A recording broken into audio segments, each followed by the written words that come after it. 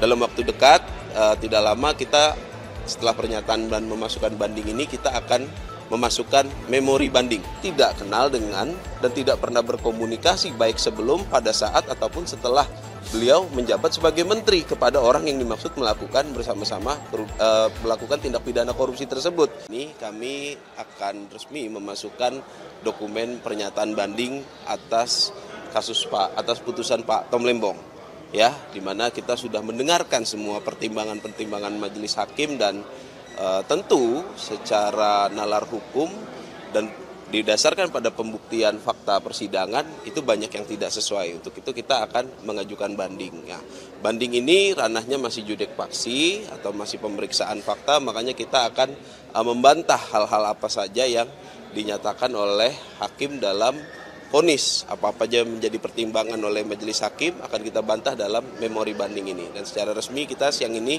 mengajukan banding atas putusan Pak Tom Lembong.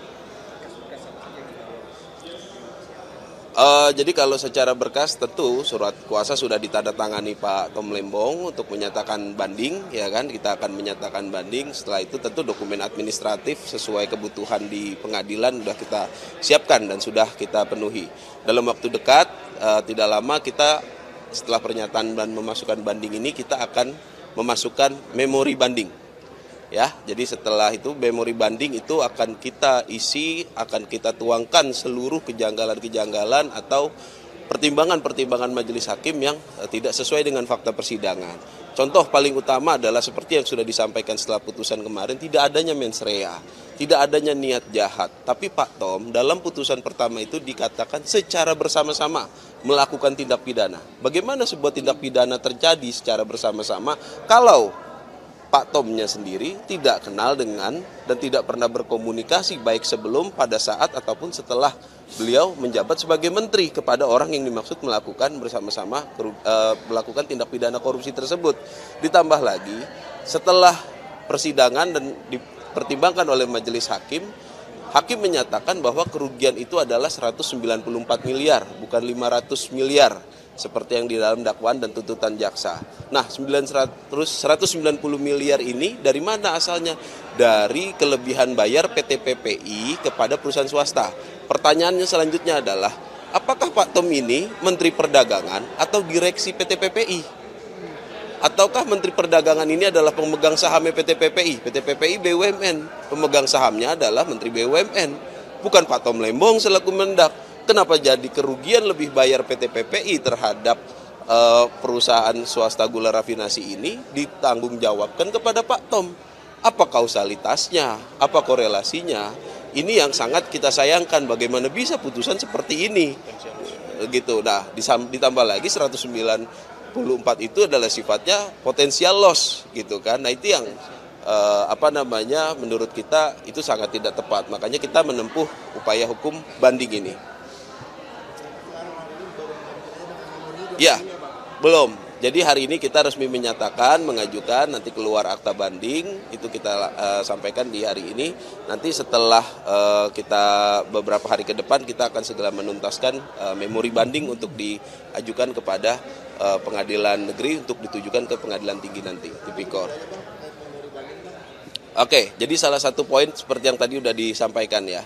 Jadi di memori banding ini juga nanti kita tetap, petitum kita akan meminta Pak Tom bebas. Sebagaimana sudah disampaikan oleh Pak Ari Supamir kemarin, 1 hari saja Pak Tom itu ditahan, dia akan mengajukan banding. Dia tidak mau namanya tercatat sebagai pelaku koruptor di negara ini. Ya, bukan pelaku korupsi, pelaku korupsi di negara ini. Itu makanya dia akan mengajukan banding. Untuk itu hanya upaya hukum banding lah gitu. Nanti kita akan udah upaya-upaya lain setelah kita membaca dengan detail putusan Pak Tom Lembong itu pertimbangannya apa-apa saja gitu kan. Ditambah lagi saya terangkan bahwasanya pertimbangan hakim yang menyatakan bahwa ada pertemuan, ada korelasinya antara Pak Tom dengan perusahaan swasta itu hanya didasarkan pada keterangan saksi yang pada saat persidangan menyatakan lupa bahwasanya Pak Tom itu ada pertemuan atau tidak dengan perusahaan-perusahaan swasta itu. Dan tapi yang pasti tidak ada mens rea yang bisa dibuktikan. Untuk itu kita melihat, memang kita mendengarkan semua putusannya itu tidak cermat ya, tidak teliti dan tidak didasarkan pada fakta-fakta persidangan. Ditambah lagi tugas menteri itu bukan tugas administratif. Contoh, Pak Tom itu dikatakan melakukan perbuatan melawan hukum karena apa? Tidak melakukan evaluasi, tidak melakukan kontrol. Kan ada kementerian, ada lembaganya, ada dirjen, semua ada tugas dan fungsinya masing-masing. Kalau seorang menteri harus turun ke lapangan juga secara detailnya, nah, apa tugasnya kementerian, lembaga kementerian ini apa kerjanya nanti, kan gitu kan. Untuk itu, ini tentu putusan dengan pertimbangan seperti ini tidak dapat kita terima. Ya, itulah salah satunya kita juga akan mengajukan banding dalam poin memori banding kita nanti. Ada tambahan, Beras? Cukup. Seberapa yakin Bang bandingnya akan diterima nantinya, Bang? Kami yakin pada lembaga banding ini akan diberikan putusan yang adil dengan membebaskan Pak Tom. Kenapa adil itu adalah membebaskan Pak Tom? Karena faktanya tidak ada tindak pidana.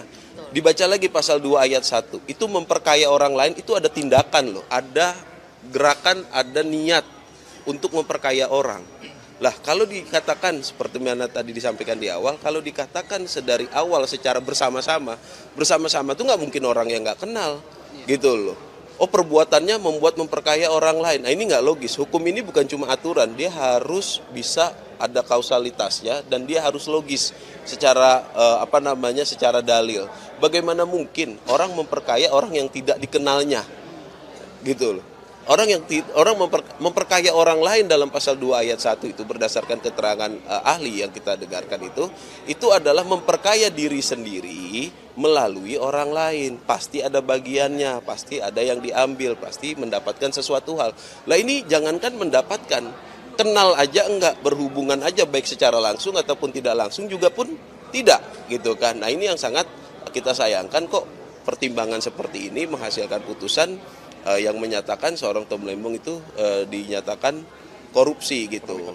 Nah, terlebih lagi lah itu yang paling aneh tuh. Tidak pernah ada ahli, tidak pernah ada saksi ataupun fakta persidangan pembahasan mengenai kapitalisme. Tahu-tahu dibilang Pak Tom ini menganut paham ekonomi kapitalis. Pertanyaannya adalah yang ditunjuk Pak Tom itu koperasi loh salah satunya.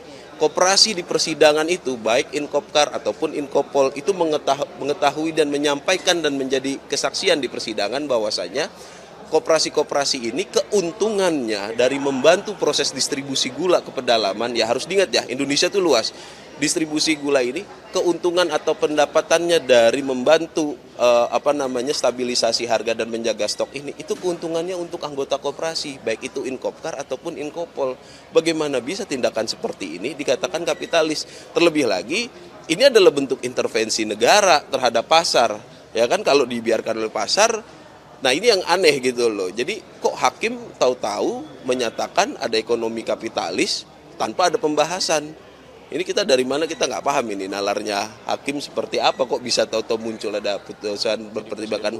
Ya ini tentu di sisi lain ini akan menjadi presiden buruk ya dalam proses penegakan hukum kita. Sesuatu yang tidak diperiksa, diperdengarkan di ruang sidang dan tidak pernah terbukti di sidang, tahu-tahu dalam putusan keluar. Ini sangat tidak bisa dibenarkan. Untuk itu tidak ada upaya hukum lain selain banding atas putusan ini. Bang Zaid, izin penegasan lagi, berarti ini soal mensrea atau meeting of mind dari Pak Tom ini juga jadi salah satu pertimbangan banding dari tim PA dan Pak Tom? Betul, meeting of mind atau yang disebut juga dengan bahasa lain itu mensrea atau juga niat jahat itu adalah salah satu poin utama. Bagaimana bisa sebuah tindak pidana terjadi tanpa adanya kesamaan kehendak oleh para pelaku tindak pidana? Bagaimana bisa juga sebuah tindak pidana itu terjadi tanpa dilakukan adanya sebuah niat jahat. Niat ini kan harus ada buktinya. Buktinya apa? Adanya sebuah perbuatan. Nah, dari perbuatan-perbuatannya ini, itu bukan perbuatan-perbuatan untuk niat jahat. Nah, importasi gula yang dilakukan atau persetujuan importasi yang diberikan oleh Pak Tom Lembong itu dengan menerbitkan izin PI, itu tidak perlu rakortas. Ya, itu adalah kewenangan dia selaku menteri untuk melaksanakan Perpres 71 tahun 2015 dalam langkah stabilisasi dan menjaga harga gula gitu loh. Jadi menjaga stok dan menjaga harga gula karena harga gula saat itu sangat tinggi karena keterbatasan stok. Ingat, akhir tahun 2015 stok kita hanya 800.000. Sedangkan berdasarkan keterangan ahli, idealnya itu untuk stok di awal tahun atau sisa akhir tahun yang menjadi stok buffering ke awal tahun itu minimal 1,25 juta ton. Itu stok minimal untuk harga. Akhirnya apa? Setelah kebijakan Pak Tom diterbitkan, dilaksanakan stok gula, itu 2017 harga mulai melandai, semua akhirnya terlihat karena stoknya ada stok ideal. Gitu. Jadi tidak ada itu kesalahan-kesalahan yang dimaksud itu adalah kesalahan pidana. Kalaupun perbuatan tidak rapat itu adalah kesalahan, ya itu bukan kesalahan pidana, gitu kan? Itu pun kalaupun kesalahan, nah ini kan enggak, karena ada kewenangannya, gitu. Ditambah lagi putusan hakim juga mengesampingkan fakta dan bukti di persidangan bahwasanya itu adalah perintah Presiden Joko Widodo pada saat itu. Itu diterangkan oleh saksi dari Inkopkar ya dan Inkopol gitu, dan juga ahli dari JPU pun meminta agar keterangan Pak Presiden hari itu untuk didengarkan. Sayangnya kan tidak dihadirkan oleh hakim. Oke? Sehat, kemarin kita habis minta tanda tangan, ya alhamdulillah dia sehat, dan saya sampaikan bahwa seluruh masyarakat Indonesia yang masih menggunakan akal sehatnya mensupport dan mendukung beliau, dan ini kasus Pak Tom ini benar-benar menyadarkan kita bahwa kondisi penegakan hukum Indonesia ini sedang tidak baik-baik saja. Ya, jadi siapapun bisa seperti ini kan ketika tidak ada sebuah standar dan proses penegakan hukum yang baik dan benar gitu. Ada lagi? Nanti akan ada banyak poin, tentu semua pertimbangan-pertimbangan yang dijadikan dasar oleh majelis hakim sebagai dikatakan perbuatan melawan hukum, salah satunya tidak melaksanakan rapat, tidak mendapatkan persetujuan dari Kementerian Perindustrian, itu akan kita bahas.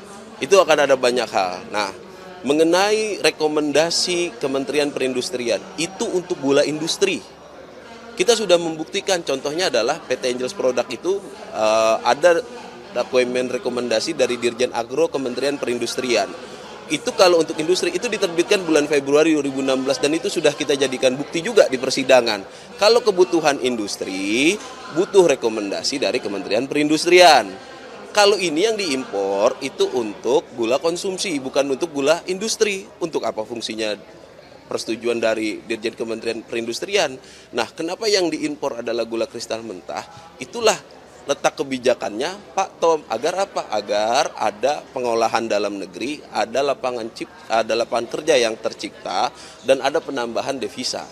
Gitu. Itu kenapa dipilihnya. Kalau impornya barang jadi atau GKP, itu harga udah pasti tinggi. Yang kedua, itu proses order, itu harus PO dulu. Nggak ada itu kita beli gula putih, langsung jadi, langsung kirim, itu nggak ada. Ya, di fakta persidangan sudah dibuktikan bahwasanya kalau mau order GKP itu harus PO dan itu butuh waktu. Di luar negeri pun butuh memproses. Pertanyaannya, siapa yang diuntungkan kalau gitu? Kalau impornya adalah GKP. Luar negeri, karena mereka yang memproses.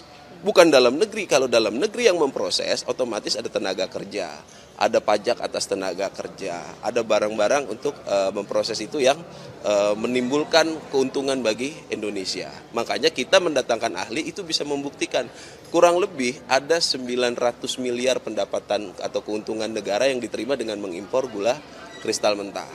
Itu udah kita buktikan, malah dibilang merugikan. Nah ini dia, itu yang sangat kita sayangkan ya. Balik lagi poin terkait kerugian negara yang 194 miliar, di mana dikatakan bahwasanya itu adalah kelebihan bayar PT PPI ke 8 perusahaan gula rafinasi.